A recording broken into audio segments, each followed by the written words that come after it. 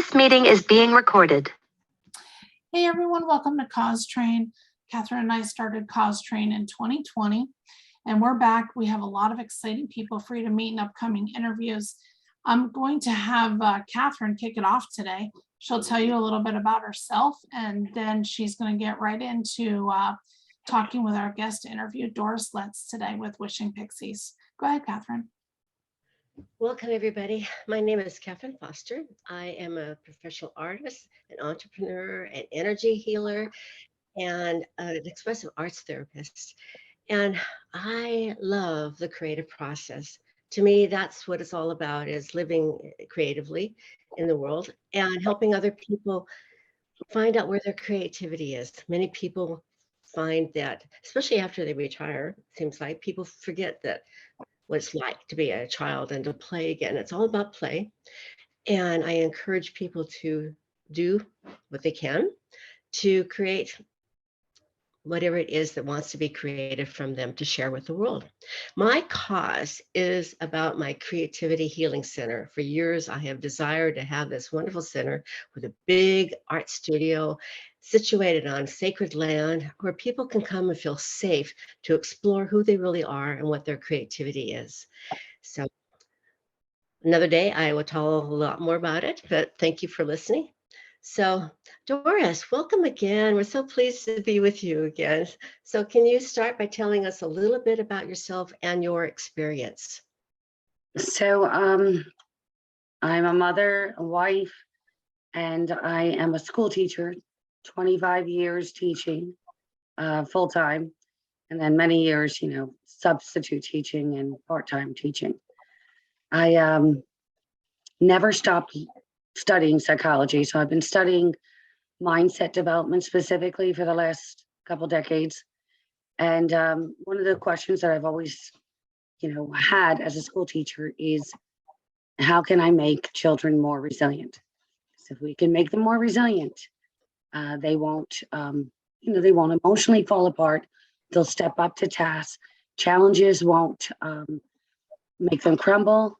They'll be, resilient enough to step up to any challenges life gives them. Problem solving, will allow them to problem solve better and sort out problems that they have in their relationships as a child. And therefore, it won't, their education won't be taken from. And then there's education problems too that they could have where emotional resilience could actually help them overcome. So interpersonal relationships with children, helping them grow in resilience, and also in educational. So this is what inspired you to create the product that you have to share? Yes. So it was in 2012, I'm at a friend's house, and I see, I'm in the kitchen with her family, with her and her husband, and then I hear her kids arguing in the other room. And when they walked into the kitchen, it all stopped. And that doesn't usually happen. It usually carries into the kitchen. They're arguing. When I asked her what just happened? What did I just see? She tells me about this little visiting elf she has in the kitchen and how, the children are trying to be mindful of the elf's wishes.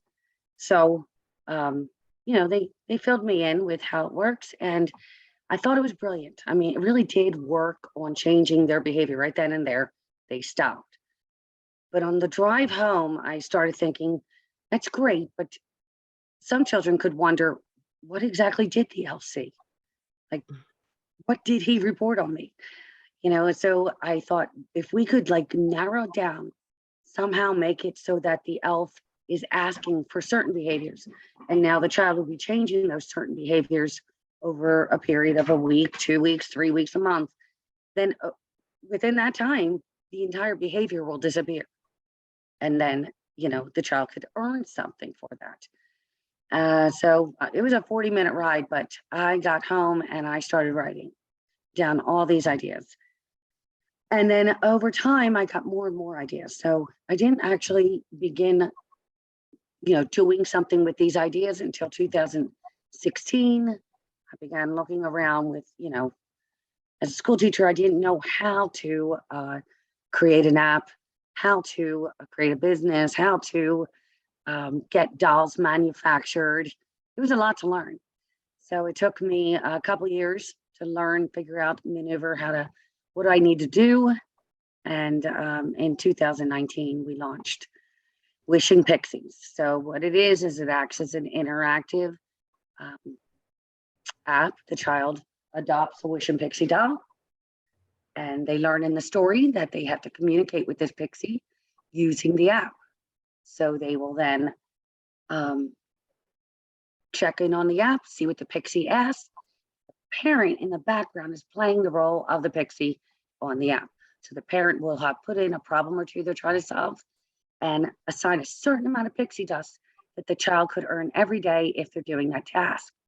And then inside the app, the parents can assign other tasks like daily positive affirmations, and that's customizable. So they can put in there whatever they want their child to grow to believe about themselves, their lives, their family. And then also teaching the kids how to meditate, learning that they can control what they think about, even if it's 1 minute to start. So the children could be earning pixie dust for that too. So the child would go onto the app and take a look at what the pixie's asking. And then they would make wishes. Those wishes get texted and emailed to the pixie, which is the parent. And then the parent would approve the wish and then decide how much dust would have to be earned over time for that wish to be granted.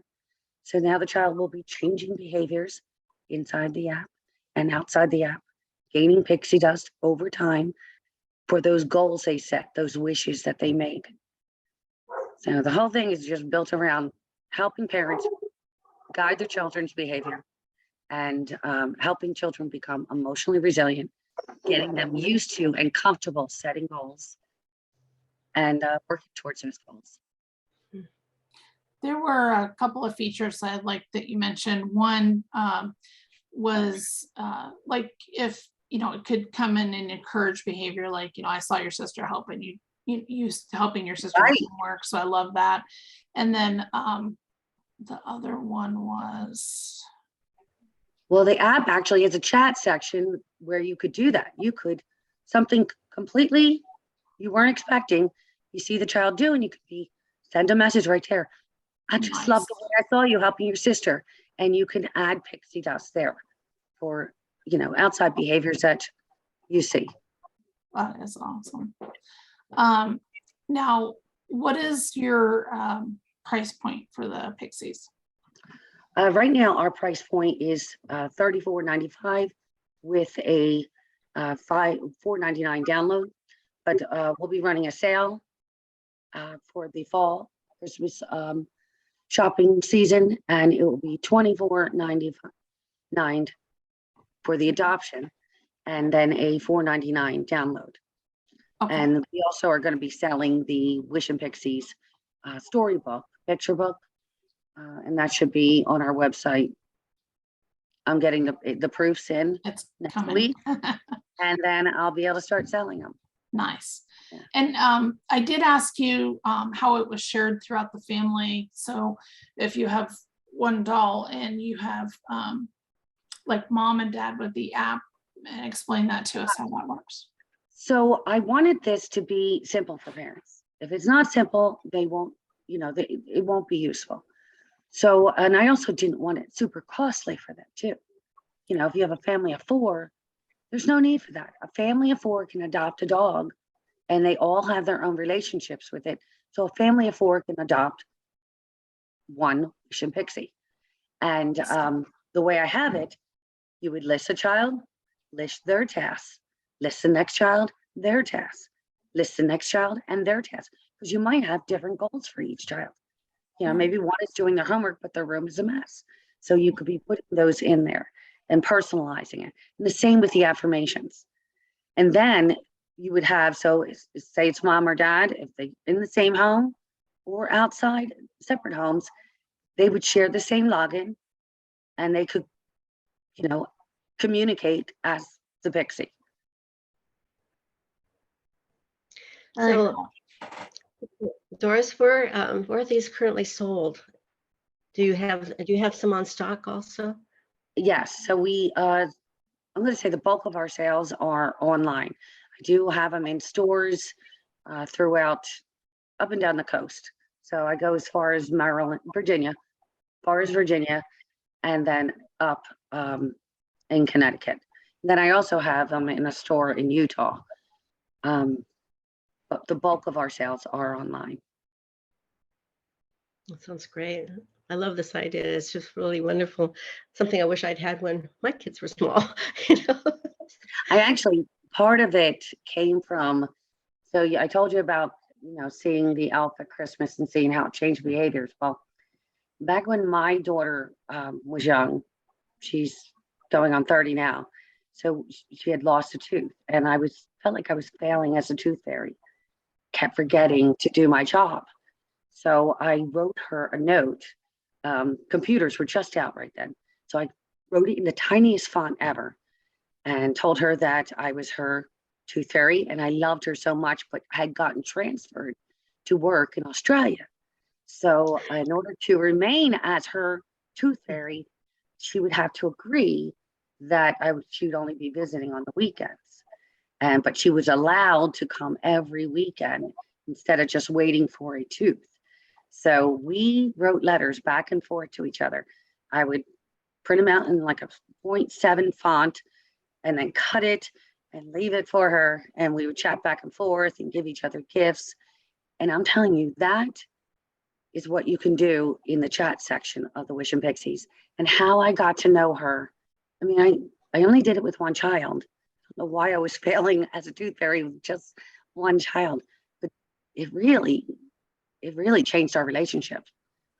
To this Huge day. communication factor. Yes, to this day. I mean, I'm close with all my children, but to this day, I'm very, very close with this one. And I have to believe it's from playing the role of the tooth fairy. I love your creativity. It's Yeah. just wonderful how this has all worked out for you.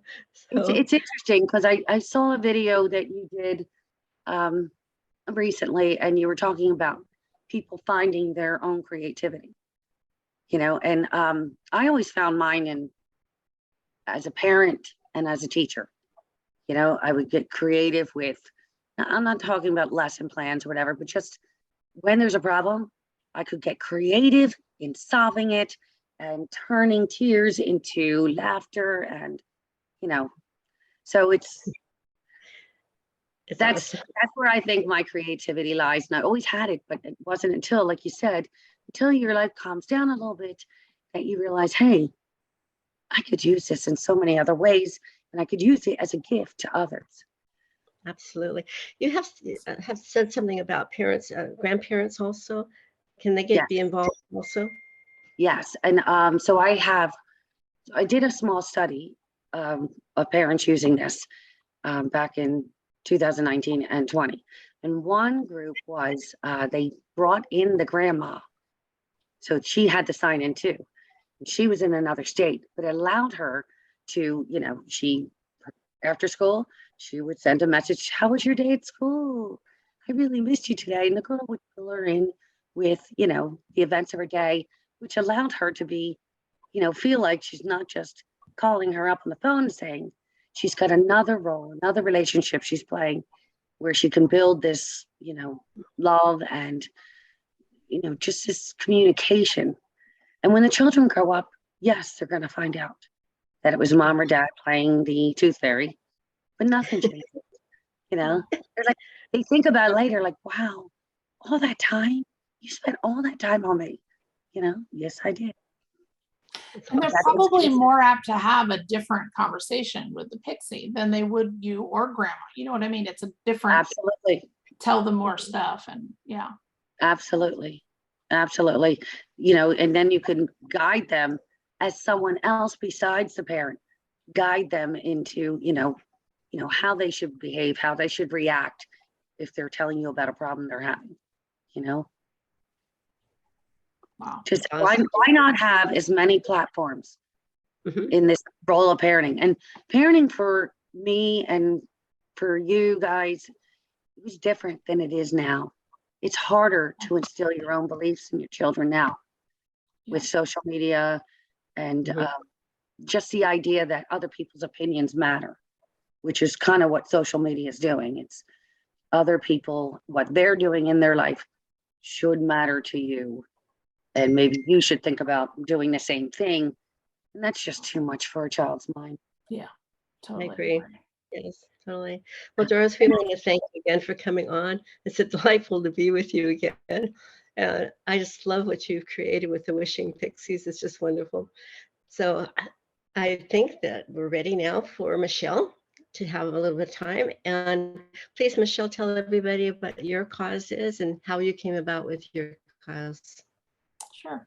Well, my name is Michele Barnhouse, and when Kath and I first started this project, actually we heard from Doris back then. It was a crazy moment because we had the same people show up, and so we didn't record it, and she came in kind of later in the session and told us all about her idea. And then after, we hadn't written anything down or recorded it, and I'm like, how do we reach her again? So I'm so glad she could come back for her interview. But you know, at that time, my cause wasn't realized. Okay, it was definitely still in my mind as a wannabe, but I do have it completed now, which is a pet app for pet, could save your pet in an emergency, which is called 911 Pet Buddy.